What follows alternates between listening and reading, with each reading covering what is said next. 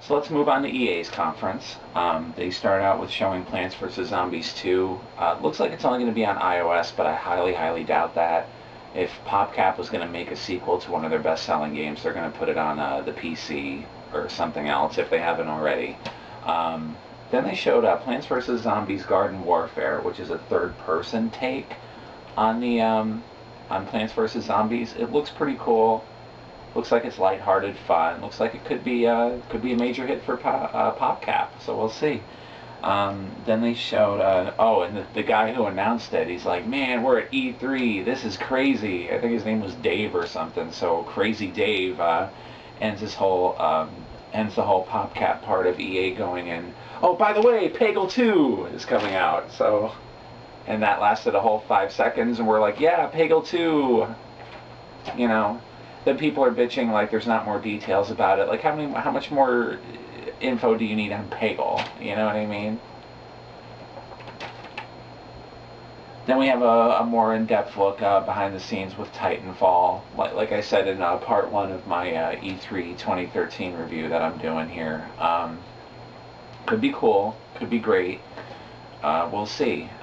It's one of those games where I'm going to wait till it comes out and I'm going to see actually how many people pick it up, because it's pretty useless buying a multiplayer game if not a lot of people play it. Let me see. Oh, and after Titanfall, they dropped the bombshell of the conference. New Star Wars Battlefront, motherfuckers. I can't wait for this. Granted, I know it's only one of those 30-second CG trailers, but it's in development. And you know who's making it? DICE, baby. The Battlefield developers are making it, so I can't wait.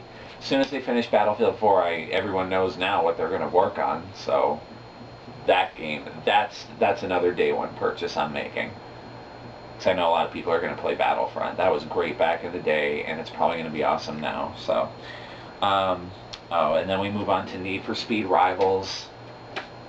Looks like Need for Speed R8. I mean, that's another series that needs to be taken out of the basement. That's been chained up for how many years and been sodomized beyond belief by Electronic Arts. I remember I really used to like the old Need for Speed games, like the very, very first one, if you guys remember that. It was released on the PC for DOS, and later got a Windows 95 port, and it was released on like the 3DO, I think the PS1 too. But Need for Speed 2, then Need for Speed 3 Hot Pursuit, Need for Speed High Stakes, those are my favorite ones. By the time they made Porsche Unleashed for the PS1, I kind of lost interest in that. And it's never really regained any ground, really. I mean, it's always been a shadow of what it's formerly been, so... It looks like Need for Speed, but eh. Oh, and then they make the announcement even more mundane and worse by announcing a Need for Speed movie. Yeah, because that's what we need, another racing movie, right? Like, did Fast and Furious 28 just come out in theaters last weekend? Like, I can't even fucking keep track anymore with this shit. Like... a Need for Speed movie, because we all know how well video game movies tend to do, right? I can count how many I actually like on one hand, and even that's being generous. Spring 2014 release. No one's gonna care. And I'm sure they'll be so bewildered when this movie bombs. Need for Speed movie. Just put the series to rest, EA, with the little shred of dignity it has left from its past games. You fucking break. Dragon Age Inquisition is announced. Another CG trailer, but I imagine you can imagine how Dragon Age plays. So, yay for Dragon Age fans, I guess. I never really got into Dragon Age, but whatever. Then we go to the EA Sports Reel, where they go more in-depth with the 4 sports titles they announced at the Xbox One reveal. FIFA 14, UFC, NBA Live 14, and Madden NFL 25.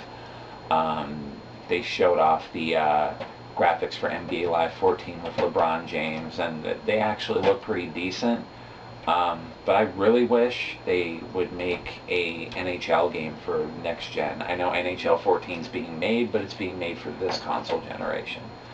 I guess I'd rather a really good NHL game for this generation than a half-assed attempt this year for next-gen consoles, but whatever. And I also really want to see Fight Night.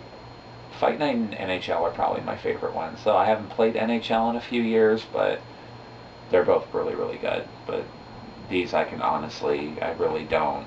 I mean, if sports is your thing, that's cool. It's not really mine. So then they showed what I thought was the best part of the EA conference, of course, the Battlefield 4 multiplayer footage. And it looks fucking amazing. I know it was running on a PC. Like, I'm not that gullible anymore. You know, it's pretty common knowledge now, at least I hope it's common knowledge with you guys, that when they show a gameplay trailer at E3, they want to show the best possible trailer they can. So it's usually running on like a dev kit that's basically a PC. So you're going to see like the best graphics. Like, Battlefield 4 is not going to look exactly like that, I imagine, on the PS4 or the Xbox One. But the important thing, I don't know if it wasn't in this conference, but I don't know if they confirmed it either before or right after the conference. But the thing that really got me, like, this is going to be a definite day one purchase for me, is that guaranteed 60 frames per second on the new consoles and the 64 player limit that the PC has been enjoying. So I can't wait for that. You know, it's amazing. Like, Commander mode's coming back from Battlefield 2 and Battlefield 2142, if you played those. I love those games. Like I said, 60 frames per second, 64 player limit. There's going to be boats. There's going to be jet skis this time. Like, they showed a level from the new China Rising mission pack that you're going to get if you pre-order it. It looks awesome. And to put a little reprise on my Call of Duty rant in my last video I just uploaded last night, I'm not going to sit here and say Battlefield 4 is going to be the epitome of perfection of multiplayer shooters. I know this game's going to have bugs in it. I know when this game comes out, it's going to have bugs up the wazoo. I know. But it doesn't matter, because in my personal opinion, it's a better playing game. You know, the structure of it is better. I like how it's more team-oriented. I like that there's vehicles in it. It really adds another dimension to the combat when you're near an objective and you're holding it down waiting for your squad to come in for reinforcements, and a tank rolls up and he's not capturing the objective, which tips him off that's an enemy troop is hiding somewhere. And all of a sudden, the building you're hiding in, he blows like off the side of the fucking building with the destructible environments that have been in Battlefield 3. And, you know, your hiding spot's gone. So, oh shit, like, it really ramps up the tension. Now you gotta get the fuck out of there before you get blown up by a tank. And there's helicopters whizzing over you and jets. Like, it's fucking insane, man. Like, that's what war's supposed to be. You know, not being locked in this small fucking map with 12-year-olds who do their 360 no-scope, quick-scoping fucking... Get the fuck out of my face with that. If you guys want to put up with that, you guys want to have, you know, shitty gameplay with 12-year-old kids, then go get Call of Duty Ghosts. I'm not doing it anymore. When you want to play a real man's game, you come and play Battlefield 4 with me. I'll show you how to play a shooter. Then EA ends the conference with Mirror's Edge 2. Some people are saying it's a reboot, some people are saying it's a sequel. I could have swore I saw Mirror's Edge 2 on the trailer that came about. So, you know, that was EA, short and sweet, not really unpredictable or anything, but Star Wars Battlefront, oh man, I can't wait for that. We'll move on to Ubisoft. Ubisoft started out with Rocksmith 2014. The major change that's going to be in this year's edition is session mode. Jerry Cantrell was on stage demoing it. If you don't know who Jerry Cantrell is, he's the guitarist for Alice in Chains. Get some culture and get some taste of music while you're at it, because Alice in Chains is pretty awesome. So I guess the session mode is going to be, you kind of like simulate playing with a band, so that's pretty cool. I might check that out. They showed Splinter Cell Blacklist again. They showed Rayman Legends. Rayman Legends actually has a release date this time of September 3rd. That looks cool. Thank God that's not a Wii U exclusive anymore, because the game actually looks good, and that would be wasted as a Wii U exclusive. Then they talked about some free-to-play game called The Mighty Quest for Epic Loot. I don't know what all that's about. basic premise is you steal other stuff while defending your own stuff. So, like, basically every strategy game ever. I don't know. Didn't really interest me at all. South Park: The Stick of Truth was shown. Then they showed a multiplayer racer called The Crew. Then they showed off more Watch Dogs. And with Watch Dogs, like, this was going to be my number 2 pick for best game of E3. It was definitely the best last year. Between that and The Last of Us, like, that's all you had to know about 2012 E3 showing. But I don't know. Like, a lot of people are saying that there's not a lot of mystery around Watch Dogs anymore. Now that they've seen all the gameplay footage, there's kind of a lukewarm response to it now. It's basically Assassin's Creed with an iPhone. It is what people are saying. Like, you can, which is kind of lame. I mean, you could take any game and turn it into a generalization really quick.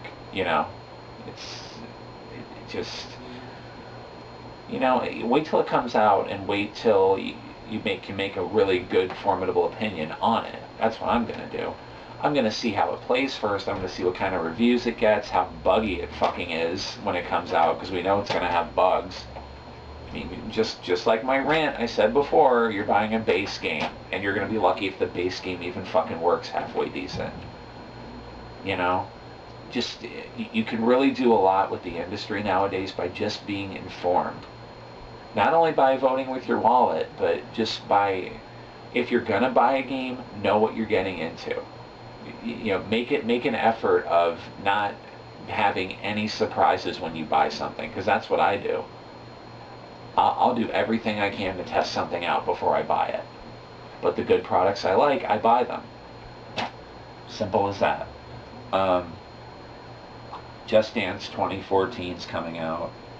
Rabbids Invasion, if you're familiar with the Rabbids games, this one's going to be like an interactive TV show aimed towards kids.